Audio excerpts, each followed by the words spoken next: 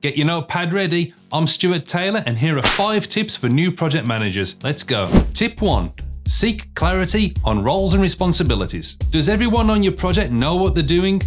Are you sure? Without an agreement early on about the roles and responsibilities of your project, you run a number of risks, such as that key activities will get missed, that you, as project manager, will be involved in doing nearly everyone else's job to the detriment of your own, that you'll get blamed for things that shouldn't be your responsibility, that your sponsor won't provide support beyond handing over money and attending the occasional project board meeting. Be crystal clear with the expectations you have on people and their roles and responsibilities. Communicate them, debate them, get them written down, and get them signed off. Tip 2. Always capture requirements in writing. Nearly every failing project I've audited has had one thing in common: a lack of written and agreed requirements. The crazy thing is, I'm sure you already know your project's supposed to capture requirements. It's not like this is a great secret. But what I see over and over is this. Projects get started in a hurry, everyone in senior positions pretty much thinks they know what the requirements are, and they think you may as well just go and start delivering. And project managers, who often know better, allow themselves to get pushed down the path of jumping ahead and starting to build. And failure inevitably follows. Don't let yourself get pushed into delivering without requirements. Stand your ground and say nothing is started until we've got a written agreement on the requirements and their acceptance criteria.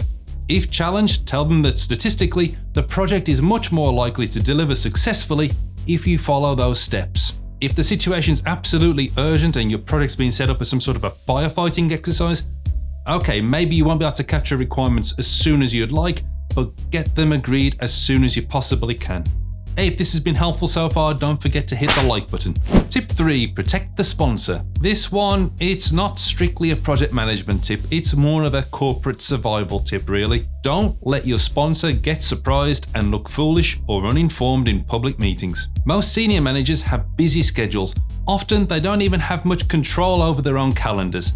So, you may have to push to get a pre-meeting briefing arranged with them. But if you explain that this is to protect them and to level them up about progress, threats, opportunities, usually they'll be able to fit you in for a short time. Arrange this meeting before the meeting pack's published in case they want to amend it. And make sure if things are going wrong, even a little, that they know about it and what you're doing to manage the problem.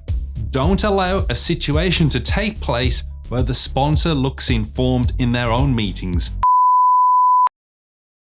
Uninformed. Don't let them look uninformed in their meetings. Tip 4.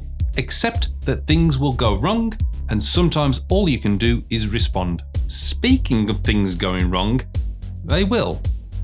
Even with the best planning and forecasts, things in your project will go wrong.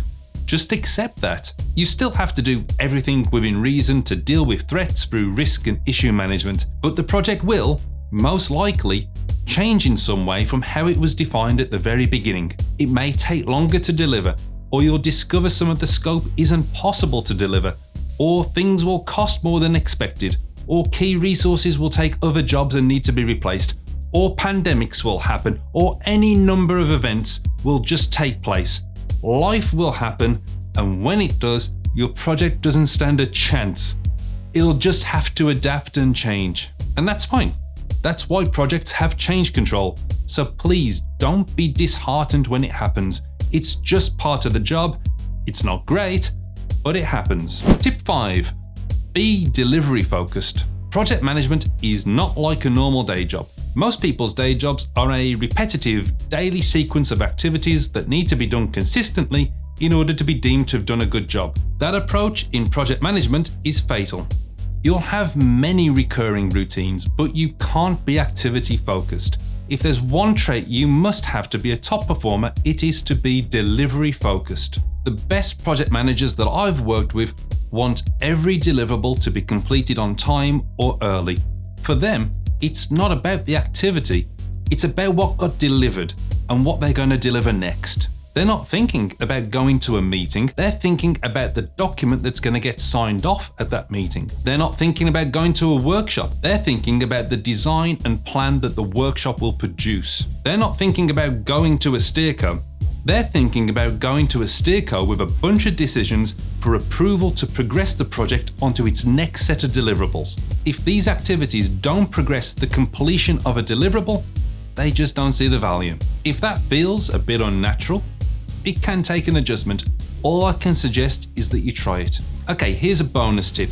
Well, actually, I guess it's 5 bonus tips rolled into one. I asked some experienced project managers for their tips for new project managers, and they came back with some great advice. To see it, just click on this video over here. It's got 5 more project management tips for new project managers, is loaded with value, and definitely worth your time.